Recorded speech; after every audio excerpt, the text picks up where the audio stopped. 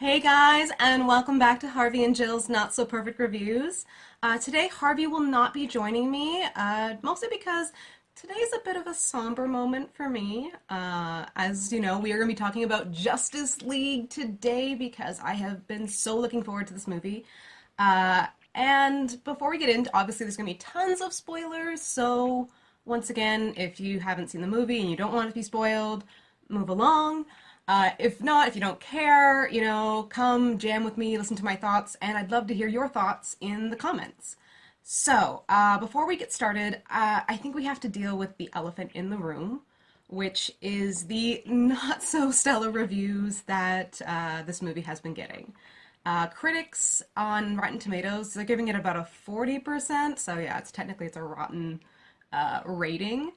But surprisingly, the general audience who went to see it are giving it an 86%, which is pretty surprising and pretty awesome.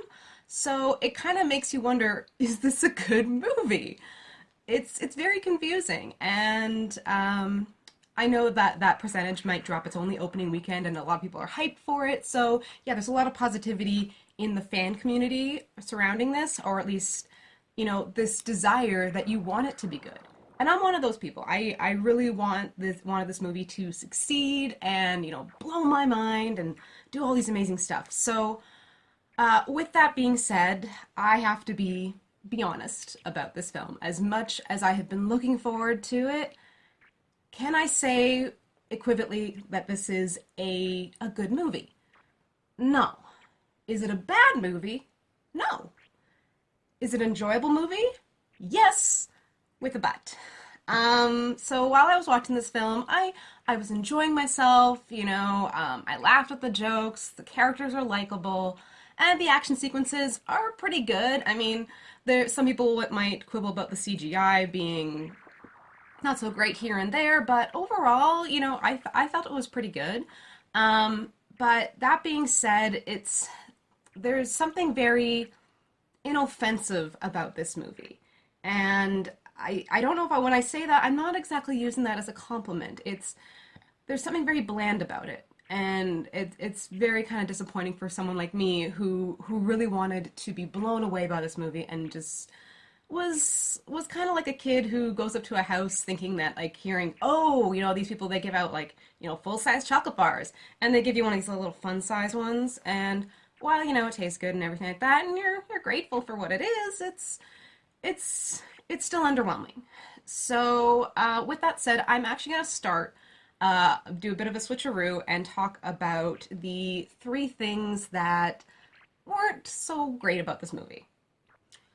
So, number one, the biggest problem that I have with this movie is it is a bait and switch. This is something that Warner Brothers has done before in the past. It is not a fun thing, and I think it has kind of ruined a couple movies. So what am I talking about when I say a bait and switch? So I was really hyped when these trailers were coming out, and you're seeing all this cool stuff. And when I went to see the movie, it's pretty obvious that at least three scenes that I can think of that were in the trailers are not in the film at all.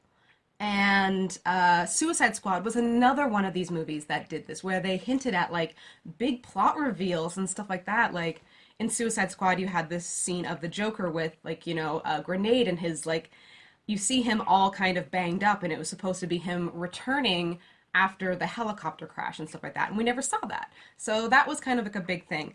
With Justice League, there are three instances that I can think of. One, I think, has to do with Cyborg, which is we've seen images of him playing football, which is to allude to his life before he becomes Cyborg.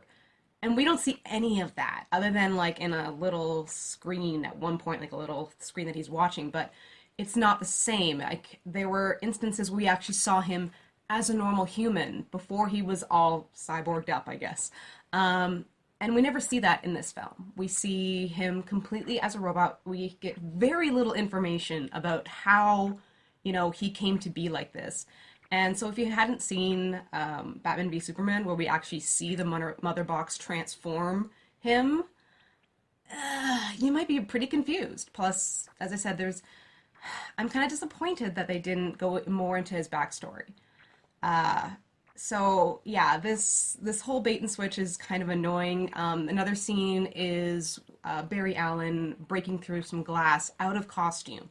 Now, apparently, this scene has been leaked online, and this scene actually is Barry saving Iris West, and this was the only scene that Iris West was supposed to be in. And yeah, we never see that. So that was completely cut. And then there's a scene with Alfred where he is talking to some mysterious stranger, even though we all know it's Superman. And he's saying, I'm glad you've decided to come. Hopefully you're not too late. Something along those lines. Never seen. It's gone. So I am pretty certain that a good amount of this movie is on the cutting room floor, and especially with it only being 2 hours. Yeah, that's a fair bet. Now, granted, maybe they were thinking to themselves, oh, Batman v Superman was like almost a 3-hour epic. Everybody hated it, or at least a good amount of people hated it. And like they just figured, okay, we'll give you something nice, tight, and concise. But that doesn't really mean it translates into a good movie because a lot of stuff was left out. Even like the ending is kind of ambiguous. Like, spoiler alert, if you're with the mother boxes being separated and, Steppenwolf defeated. Steppenwolf he's attacked by his parademons who smell his fear, and then he's boom tubed back, I'm guessing, to Apocalypse. We never see what happens to him. As for the mother boxes, we don't know what happens to them. We have no idea at all. So that is, yeah, it's, as I said, it's a bait and switch situation. So number 2, I know I'm taking long on these ones. So number 2, I'm going to be a little bit quicker on, which is the disjointed pace. So a lot of the scenes, some of them are comedic, some of them are somber. More comedic and a bit more upbeat, or at least like there's a bit of back and forth between the teammates, that kind of stuff. And yeah, there's a lot of action too. But there's something that just doesn't feel like the scenes flow naturally into one another. So I think this is the result of having 2 very different directors, each kind of taking their turn at it. So I think that's the main problem. And to be honest, the only director they should be looking at right now should be Patty Jenkins as an overarching source. She has gotten the formula right, so let her have a bit more say in what happens. She doesn't have to direct every picture, but letting her have a hand in a lot of them, I think that might help. So number 3, overall this is just a really bland movie. The villain is a placeholder villain, and I think this is something that a lot of superhero movies do suffer from. And yes, I'm not just talking about DC, even though it is totally guilty of it several times. Marvel, you are guilty of this as well. I'm talking about Whiplash. I'm talking about Malekith. Yeah, you have some placeholder villains. So that's kind of disappointing. And I just didn't feel the stakes for our heroes, it was a bit of a disappointment. And there's one instance in particular that actually highlights this, as well as highlights the disjointedness that happens in this, which is there's a scene where our heroes, they are taking on Steppenwolf underneath Gotham Harbor in this concrete kind of tunnel system. And they end up blowing a hole in the concrete and the water starts rushing in. Steppenwolf boom tubes out, so everybody needs to get out. And the Flash, he's kind of down. He's got like a gash in his leg. He can't run. And while Aquaman is helping them, kind of trying to fend off a bit of the water so they can run to this Nightcrawler thing, which is Batman's newest toy. Basically, we have our heroes, at least the 3 ones, with Cyborg. He is the one who is piloting the Nightcrawler at this point. And our 3 other heroes are just clinging to the sides of it while it slowly starts climbing back up this water spout, if you will. This tunnel. And all of a sudden it stops working. It's taken a beating throughout this entire battle scene, and now it stops working. So these 3 heroes, they're like, oh great, we're gonna drown because the water is rising. And Cyborg ditches, and Barry actually points this out. He's like, did he just ditch us? Because he actually, rockets out of there and disappears. So you're kind of like, oh god, what's gonna happen? And then the next scene happens, and everyone's out of the hole and talking to Jim Gordon about the damage that's been done to Gotham Harbor. So how did they get out? You don't know. So once again, I don't know, there's this sense of not very much peril and disjointedness. So that's where I'm kind of leaving my bad feelings with about this movie. So what were the good points about this movie? What made it enjoyable? What is the enjoyable part of the enjoyable with a butt? So number one, I mean, overall, I love this cast. I really do, and I'm really sad that they didn't all get as many moments to shine as they really could have. At this point, though, I want to highlight the joy that is Ezra Miller's Flash. He is yes, he is the comedic relief, but, you know, he's awkward, he's cute, and honestly, he's really what one would expect from a new superhero. He's tripping over his feet. He is way in over his head. And it really does show, and it's very refreshing. It kind of reminds me a bit of like Spider-Man Homecoming. And at the same time, there was also what Ezra Miller offers as Barry Allen is some of the few moments of earnestness and sincerity, which I think is really what is a staple in the Wonder Woman movie, and what has partially made it so great is the sincerity, this emotion, being able to be free about that, this wonderful scene that he has with his father in jail. And, you know, his father basically, who's played by Billy Crudup, he wants him to go live his life. He's like, I'm tired of you, you know, putting your life on hold. You're smart, but here you are working like 3-4 dead-end jobs, and, you know, all for what? So you could stay here and, you know, be able to see an old man who's not going anywhere. And it's very, very heartfelt, and they don't undercut it with any jokes or anything like that. So I really appreciate it. Yes, they had jokes beforehand, and they were funny, and they were great, but because they did it before this earnest scene, it doesn't take away from it. Number two of the things that I liked, there were a lot of group action scenes, and I really liked that. You know, it wasn't like with the Avengers where, you know, you have all these little scenes of just like a couple people working together here and there and here and there. You get at least 3 scenes with almost the entire team.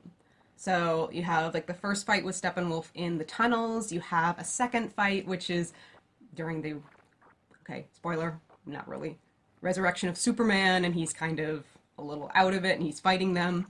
So you get the whole team then, and then of course you have the final battle with Steppenwolf and the Parademons, all that stuff. And it's just kind of nice to have this whole group, to see their cohesiveness, to see their evolution. So that was really nice. And, you know, the action sequences, they're greatly choreographed, there's a lot of fun to them, and that was really nice to see. So, last point, number 3. So this is the point where I will actually tell you, do go see the movie. And it might seem kind of counterintuitive from like all the stuff I said before, and I'll tell you why go see the movie. It's because we need the DCEU to continue, and if it's not profitable enough, it will not continue. And why it needs to continue is there is a lot of promise that is shown in this movie for later installments. So, you know, as I said, first of all, you have like certain characters like Flash and Aquaman, but do you know what? Cyborg is actually one of the really interesting ones. I loved his evolution. Even though we didn't get to see what made him Cyborg in the first place, we do see this great kind of conflict between him and the machine, and, you know, his questions about, you know, how much control does he actually have? And, you know, to see his humanity reassert itself throughout the film, especially near the end, you know, he gives his final, like, you know, booyah, and you gotta have a booyah when you're watching Justice League, or at least anything with Cyborg in it. So I was really happy about that. So yeah, Cyborg is really cool. Plus there's also this hint, and like, I'm not taking any credit for this theory because it's already been out there, which is the idea of new Genesis and the introduction of the new gods. Because after the mother boxes are separated, things don't exactly go back to normal. What happens though is this desecrated area actually starts to bloom, these beautiful but very alien flowers. And it makes you kind of wonder, is this going to now be a site of a new Genesis? So that should be interesting. Finally, it has to do with the final scene, as in the post-credit scene that we get, which I was a little bit disappointed because they do this bait and switch once again, where they show what seems to be Lex Luthor, you know, and he looks like he's in jail still or whatever. But when they go to turn him around, it's a different guy. And for a split second, I thought, oh, they recast him. And I was kind of happy for a second. But then I realized, no, this is supposed to be this bait and switch where, no, he's already gotten out of prison. And sure enough, we cut to Lex Luthor, Jesse Eisenberg, on his yacht or whatever. But what is really great about this scene is Slade Wilson appears, i.e. Deathstroke. I am so excited. He looks freaking amazing. He's being played by Joe Manganiello? I cannot pronounce this man's name for my life of me. I apologize. But, you know, this guy. Very, very sexy. He looks just like he does in the Injustice video games. He's just perfect casting. And I'm super excited to see him as a villain. And they hint at the Legion of Doom, or the Injustice League, or whatever they're going to be calling themselves this time around. I'm excited for that, because that means new villains, people like Captain Cold, Gorilla Grodd. You've got, I mean, obviously they're probably going to bring back the Joker. They're going to, you know, maybe bring in Cheetah, all this kind of cool stuff. So I'm excited for that. So that's why I'm saying, do go see this movie.